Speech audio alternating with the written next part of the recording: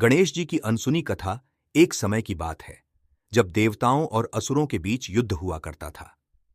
युद्ध के बाद देवताओं को अक्सर अपनी शक्तियों को पुनः प्राप्त करने के लिए किसी विशेष स्थान पर ध्यान करने की आवश्यकता होती थी।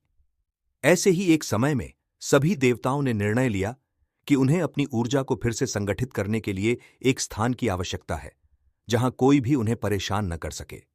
देवताओं ने गणेश जी से कहा, हे गणेश, तुम बुद्धि और रक्षक के देवता हो। क्या तुम हमारी रक्षा करोगे जब हम ध्यान करेंगे?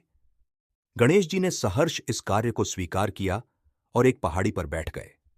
वह पहाड़ी उस समय एक साधारण स्थान था, लेकिन गणेश जी के वहां बैठते ही उसका महत्व बढ़ गया।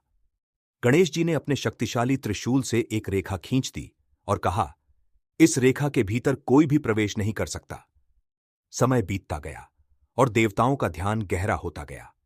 एक दिन असुर राज विहासुर ने सोचा कि यह समय देवताओं पर हमला करने का है।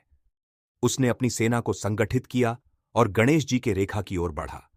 लेकिन जैसे ही वह रेखा के पास पहुंचा, एक अद्भुत चमत्कार हुआ। गणेश जी की वह रेखा असुरों के लिए एक अभेद्य दीवार बन गई। कोई भी असुर उस दीवार को पार नहीं कर पाया। विहासुर ने अपनी पूरी शक्ति लगा दी, परंतु गणेश जी की रक्षा शक्ति इतनी महान थी कि असुर विफल हो गए। अंत में विहासुर ने गणेश जी से माफी मांगी और कहा, हे गणेश, तुम वास्तव में रक्षक हो। मुझे माफ कर दो और मुझे इस दीवार के पार जाने दो।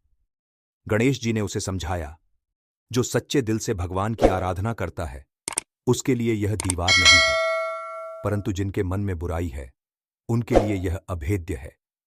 विहासुर ने अपनी गलतियों का एहसास किया और देवताओं से क्षमा मांगी।